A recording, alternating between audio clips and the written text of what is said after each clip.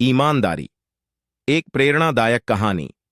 नमस्कार दोस्तों, आज हम बात करेंगे एक बहुत ही महत्वपूर्ण गुण के बारे में जो है ईमानदारी।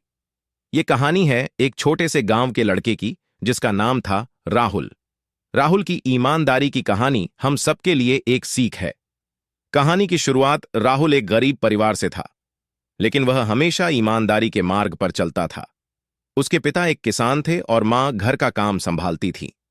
राहुल की एक खास बात थी कि वह कभी झूठ नहीं बोलता था और हमेशा सच्चाई का साथ देता था, चाहे परिस्थितियां कैसी भी हों। एक दिन की बात है, राहुल अपने स्कूल से घर लौट रहा था। रास्ते में उसे एक बटुआ मिला जिसमें काफी पैसे और कुछ महत्वपूर्ण दस्तावेज थे। अब राहुल के पास दो विकल्प थे, या तो वह बटुआ अपने पास रख ले और चुपचाप घर चला जाए, या फिर बटुए के असली मालिक को ढूंढे और उसे लौटाए।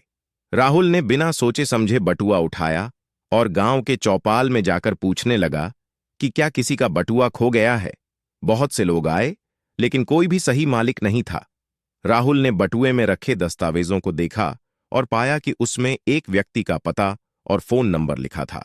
राहुल ने घर जाकर उस व्यक्ति को फोन किया और उसे बटुआ मिलने की जानकारी दी। वह व्यक्ति बहुत खुश हुआ और तुरंत राहुल के गांव पहुंचा। उसने राहुल से बटुआ लिया और उसकी ईमानदारी के लिए उसे धन्यवाद दिया। वह इतना प्रभावित हुआ कि उसने राहुल को इनाम के रूप में कुछ पैसे देने चाहे, लेकिन राहुल ने मना कर दिया। उसने कहा, मैंने वही किया जो सही था, मुझे किसी इनाम की जरूरत नहीं है। चर्चा पूरे गांव में फैल गई। गांव के लोग उसे एक मिसाल मानने लगे और सभी ने उसकी बहुत सराहना की। उस व्यक्ति ने राहुल के माता पिता से भी मुलाकात की और उनके बेटे की तारीफ की। कुछ ही दिनों बाद वह व्यक्ति राहुल के स्कूल में आया और उसकी पढ़ाई के खर्चे को उठाने का वादा किया।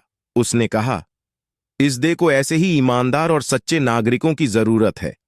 दोस्तों, इस कहानी से हमें यह सीखने को मिलता है कि ईमानदारी चाहे कितनी भी कठिन क्यों न लगे, हमेशा उसका परिणाम अच्छा ही होता है। ईमानदारी न केवल हमें सच्चाई के मार्ग पर चलने की प्रेरणा देती है, बल्कि हमारे जीवन को भी उज्जवल बनाती है। राहुल की तरह हमें भी हर परिस्थिति में ईमानदारी का साथ देना चाहिए, क्योंकि ईमानदारी सबसे बड़ा धन है। तो दोस्तों, अगर आपको यह कहानी अच्छी लगी हो तो इसे लाइक और शेयर जरूर करें और चैनल को सब्सक्राइब करना न भूलें। मिलते हैं अगली कहानी में, तब तक के लिए धन्यवाद।